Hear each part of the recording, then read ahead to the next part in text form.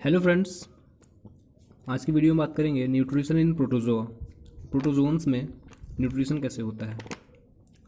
तो जो न्यूट्रिशन एक ऐसा प्रोसेस होता है, ठीक है, जिसके द्वारा ऑर्गेनिज्म जो है अपने न्यूट्रिएंट्स को फूड के थ्रू, ठीक है, फूड से यूज़ करते हैं या लेते हैं न्यूट्रिएंट्स को। वो न्यूट्रिएंट्स जो उनके उनके ग्रोथ के लिए और मेंटेनेंस के लिए बॉडी के और लाइफ एक्टिविटीज़ के लिए इसेंशियल होते हैं। तो ये पूरा प्रोसेस जो है न्यूट्रिशन कहलाता है, ठीक है। तो प्रोटोजोआ में देख सकते हैं आप कि टोटल जो है 2 टाइप्स ऑफ न्यूट्रिशंस पाए जाते हैं, ठीक है, ऑटोट्रॉफिक एंड हेट्रोट्रॉफिक। ऑटोट्रॉफिक को होलोफाइटिक भी बोला गया है और हेट्रोट्रॉपिक जो है फर्दर 4 टाइप्स के बांटे गए हैं। फर्स्ट देख सकते हैं holozoic, second saprozoic, third mixotrophic and fourth parasitic. तो यहाँ हम बात करें अगर autotrophic type of mode of nutrition की, तो ये ऑटोट्रॉपिक में क्या होता है कि जो ऑर्गेनिजम्स होते हैं, ठीक है, ऑर्गेनिजम्स थ्रू फोटोसिंथेसिस, ठीक है, अपने फूड को अगर बना लेते हैं, फॉर्म कर लेते हैं, तो वो ऑटोट्रॉपिक में आते हैं। हेट्रोट्रॉपिक वो ऑर्गेनिजम्स जिनका न्यूट्रिशन किसी दूसरे ऑर्गेनिज्म पे डिपेंड होते हैं, मतलब किसी दूसरे ऑर्गेनिज्म पे अपने फूड के लिए डिपेंड हो अगर, तो इस प्रकार का न्यूट्रिशनल मोड जो होता है वो हेट्रोट्रॉपिक न्यूट्रिशन कहलाता है, जो डिपेंड होते हैं अदर्स पे फॉर फूड। तो ये फर्दर 4 टाइप्स के बांटे गए हैं। तो इस तरीके से हम कंप्लीटली कह सकते हैं कि प्रोटोजोन्स में टोटली 5 टाइप्स ऑफ जो है न्यूट्रिशनल मेथड पाया जाता है। फर्स्ट अगर बात करें holophytic, second holozoic, third saprozoic, mixotrophic and parasitic type of mode of nutrition, ठीक है। देन अगर फर्स्ट हम बात करेंगे होलोफाइटिक की। होलोफाइटिक में क्या होता है, होलोफाइटिक टाइप ऑफ न्यूट्रिशन। तो ये होलोफाइटिक उन ऑर्गेनिजम्स में न्यूट्रिशनल मेथड होता है जो फोटोसिंथेसिस के थ्रू अपने फूड को कंसिस्ट करते हैं, बनाते हैं। तो ऐसे फाइटोफ्लैजेलेट्स जो क्लोरोप्लास्ट या क्रोमेटोफोर पोजेस किए होते हैं उनके शरीर में प्रेजेंट होता है, ठीक है। तो वो अपने फूड को थ्रू फोटोसिंथेसिस क्या कर लेते हैं, तो फॉर्म कर लेते हैं, ठीक है। तो ऐसे ऑर्गेनिजम्स जिनकी बॉडी में क्लोरोप्लास्ट या क्रोमेटोफोर है और वो फोटोसिंथेसिस के थ्रू अपने फूड को कंसिस्ट कर लेते हैं, फॉर्म करते हैं, तो उनका न्यूट्रिशनल मेथड होलोफाइटिक कहलाएगा, ओके। देन नेक्स्ट जो है nutritional method that is the holozoic. Holozoic की बात करेंगे। और एक और बात होलोफाइटिक में, होलोफाइटिक फोटोसिंथेसिस मेथड को ऑटोट्रॉफिक फोटोट्रॉफी भी कहते हैं, जिसमें सनलाइट एनर्जी सप्लाई करता है, CO2 and H2O as a raw material act करते हैं। और ये जो कॉम्प्लेक्स केमिकल साइकिल जो होता है, रिएक्शन होता है, इससे डेक्सट्रोज प्रोड्यूस होता है, ठीक है, डेक्सट्रोज शुगर। और इस डेक्सट्रोज शुगर से जो है कि पैरामाइलम फॉर्म हो सकता है, ठीक है, जो कि पैरामाइलम एक इसेंशियल या स्पेशल कैरेक्टरिस्टिक होता है यूग्लिनॉइड फ्लैजेलेट्स का, ठीक है। तो ये होलोफाइटिक को हम ऑटोट्रॉफिक फोटोट्रॉफी भी कह सकते हैं, ऑटोट्रॉफिक फोटोट्रॉपी।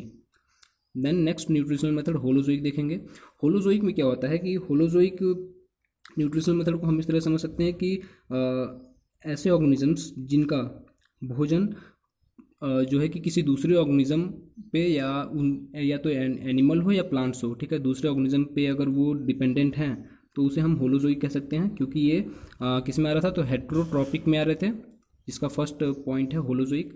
तो इसमें क्या होता है कि किसी भी प्रोटोजोन्स में जो न्यूट्रिशन मेथड दिखाते हैं होलोजोइक टाइप, उनमें कुछ स्पेशल ऑर्गेनेल्स या कह सकते हैं कि ऑर्गेनेल्स, ऐसे ऑर्गेनेल्स डेवलप्ड होते हैं जो फूड कैप्चरिंग में, फूड इंजेशन में, डाइजेशन में, egestion of indigestible food, indigestible residue या फूड्स में हेल्प करते हैं, इन सारी चीज़ों में हेल्प करते हैं। ऐसे ऑर्गेनेल्स जो हैं वो डेवलप्ड हुए होते हैं उनमें। तो ये जो होलोजोइक में इंजेशन का मेथड है, और जो भी अभी हमने स्टेप्स देखे डाइजेशन, इजेशन, तो इन सब के लिए कुछ स्टेप्स यहाँ क्या किया गया, इन्वॉल्व किया गया है। तो कौन कौन से स्टेप्स हैं वहाँ देखेंगे हम। फर्स्ट है इंजेशन। इंजेशन में क्या है, इसे फूड या फीडिंग भी कह सकते हैं। इसमें इंजेशन में क्या होता है कि जो फूड जो होते हैं किसी भी प्रोटोजोन्स के, कौन कौन से प्रोटोजोन्स जो हैं होलोजोइक न्यूट्रिशन दिखाते हैं, तो हम कह सकते हैं कि ऑल सार्कोडीना स्ट्रिक्टली होलोजोइक होते हैं। एक्सेप्ट सम पैरासाइटिक स्पीसीज, कुछ पैरासाइटिक स्पीसीज को छोड़ के। फिर इस मोड ऑफ न्यूट्रिशन में जो स्टेप्स हैं हम उन्हें देखेंगे। जैसे इंजेशन है, फूड एंड फीडिंग, इसमें क्या होता है कि फूड जो है प्रोटोजोन्स का, ठीक है, फूड क्या होंगे तो माइक्रो ऑर्गेनिजम्स हो सकते हैं, अदर प्रोटोजोन्स भी हो सकते हैं, bacteria, diatoms, algae, rotifer, crustaceans, larvae, etcetera. फिर इंजेशन मेथड को, फूड इंजेशन मेथड को ही फैगोट्रॉफी या फैगोसाइटोसिस भी कहते हैं। और इस इंजेशन मेथड को रमलर के द्वारा 1910 में 4 वेज सजेस्ट किए गए हैं अमीबा की बॉडी में।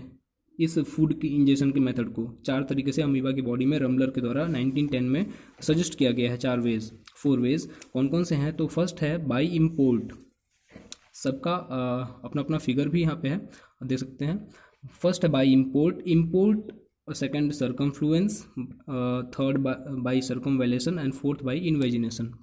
बाई इम्पोर्ट हम देखेंगे सबसे पहले। इसमें क्या होता है कि कोई अगर मान लें कि प्रोटोजोन की कोई बॉडी है, ठीक है, प्रोटोजोन बॉडी में क्या होता है कि वो एक केमिकल क्या करेगी, सीक्रेट होगी उसकी बॉडी से, जो अट्रैक्ट करेगा किसी पैसिव ऑर्गेनिज्म को, जैसे कि एल्गी है, मीन्स लेस एक्टिव या इनएक्टिव ऑर्गेनिजम्स को क्या करेगा, अट्रैक्ट करेगा।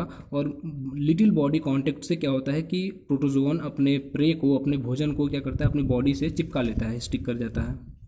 तो इस मेथड को बाई इम्पोर्ट कहते हैं।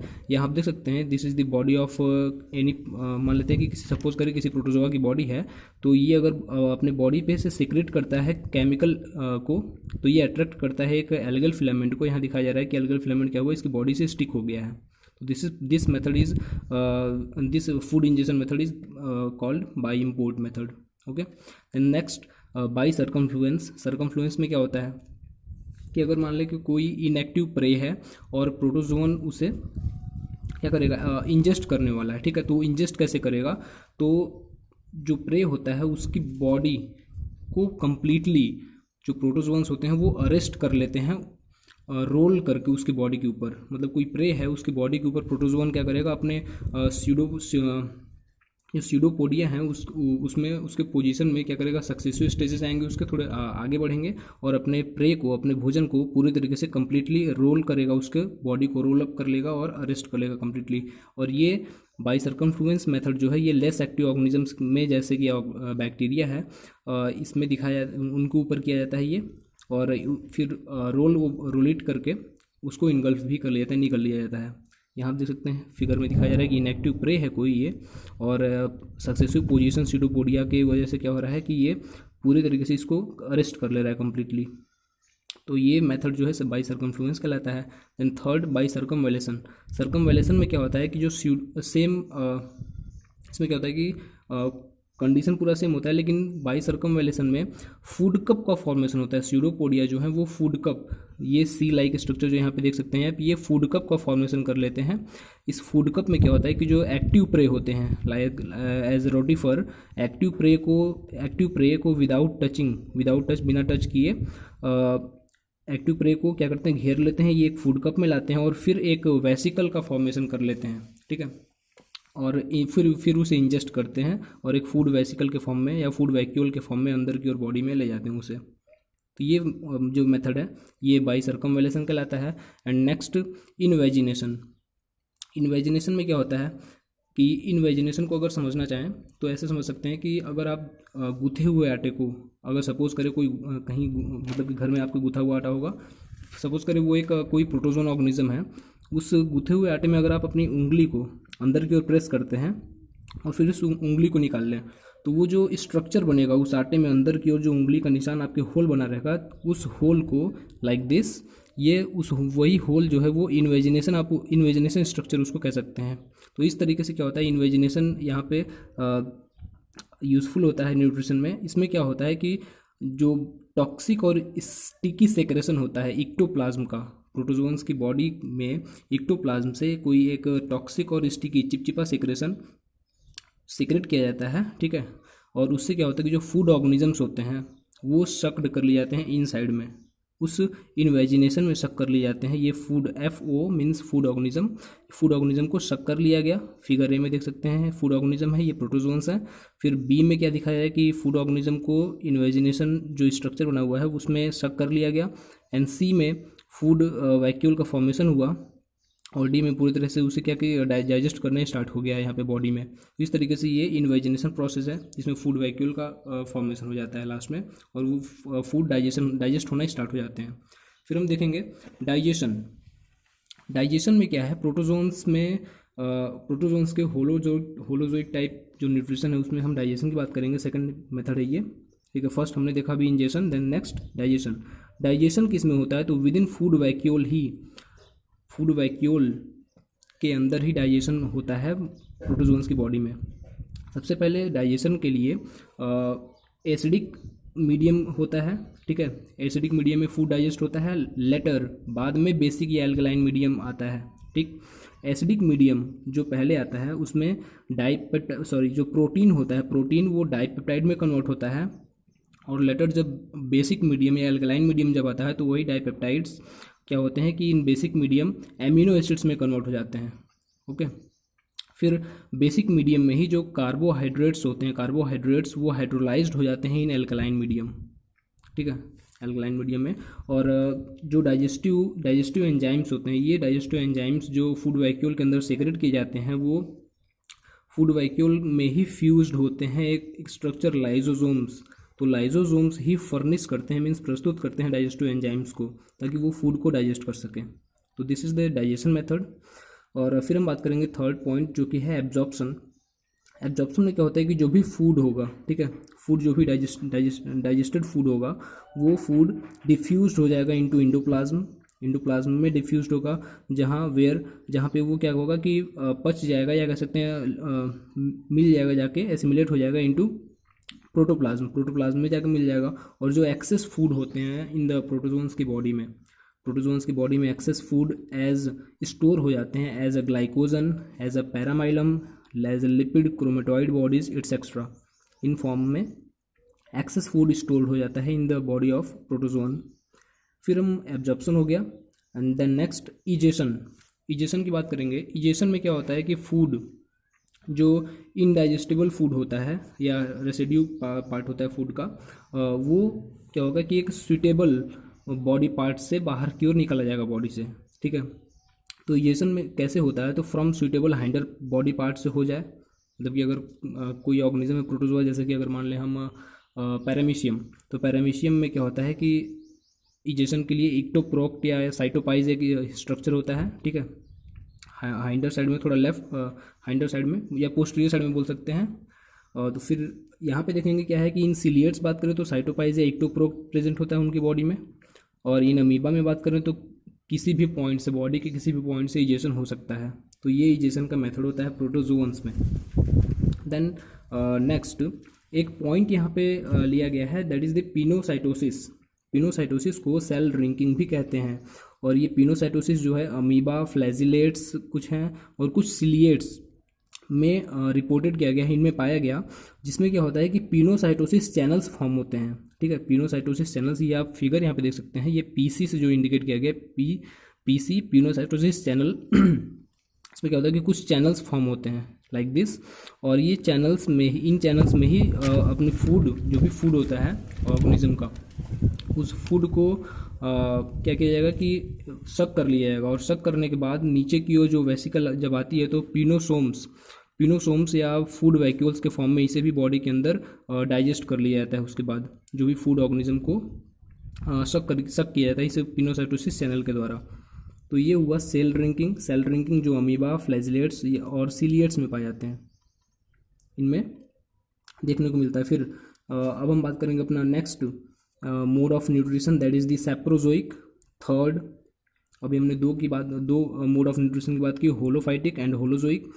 Then next third is the saprozoic. Saprozoic कैसा प्रोसेस होता है, तो सैप्रोजोइक प्रोसेस में क्या होता है कि ये भी एक फूड गेटिंग प्रोसेस है, न्यूट्रिशनल मेथड है प्रोटोजोन्स में, जिसमें एब्जॉर्प्शन की मदद से थ्रू ऑस्मोसिस जो कि होता है फूड को प्राप्त किया जाता है प्रोटोजोन्स के द्वारा, जिसे ऑस्मोट्रॉफी भी कहते हैं। It is also known as ऑस्मोट्रॉफी।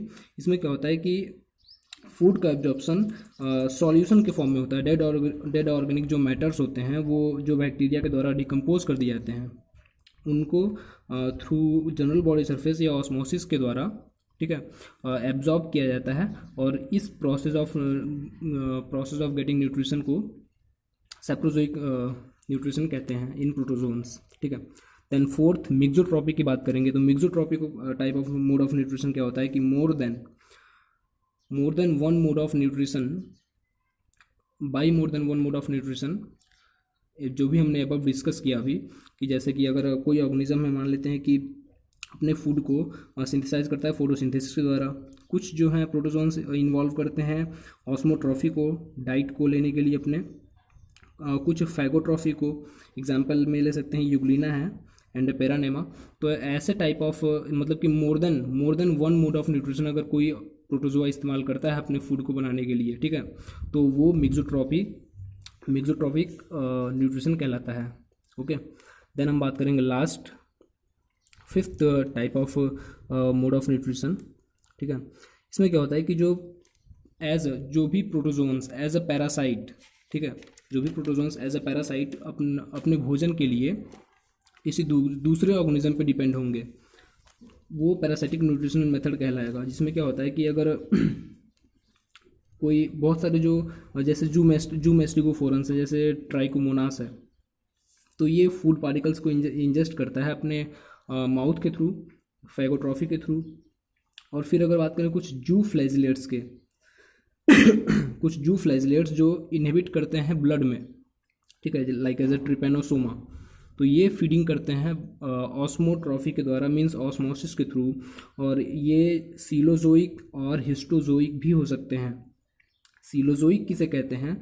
तो सीलोजोइक हम उस ऑर्गेनिज्म को कह सकते हैं, जैसे कि मान लीजिए ओपेलिना जो कि फ्रॉग के रेक्टम में पाए जाते हैं। ये क्या होते हैं कि ये एब्जॉर्ब करते हैं, एज अ पैरासाइट होते हैं ओपेलिना, ठीक है। ये फ्रॉग के रेक्टम में प्रेजेंटेड होते हैं और एब्जॉर्ब करते हैं फूड को थ्रू सेल सरफेस, अपने ही सेल सरफेस से ओपेलिना फूड को एब्जॉर्ब करते हैं। ये सीलोजोइक होते हैं। देन अगर बात करें हम मोनोसिस्टिस के यंग ट्रोफोजोइड्स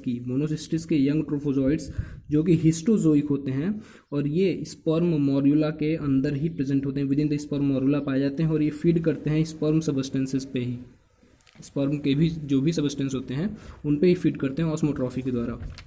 तो ये जो भी टाइप्स हैं, ऐसे प्रोटोजोन्स जो एज अ पैरासाइट किसी दूसरे ऑर्गेनिज्म के बॉडी में, ठीक है, रह के अपने फूड को प्राप्त करते हैं, अपने भोजन को प्राप्त करते हैं, that mode of nutrition is called parasitic mode of nutrition.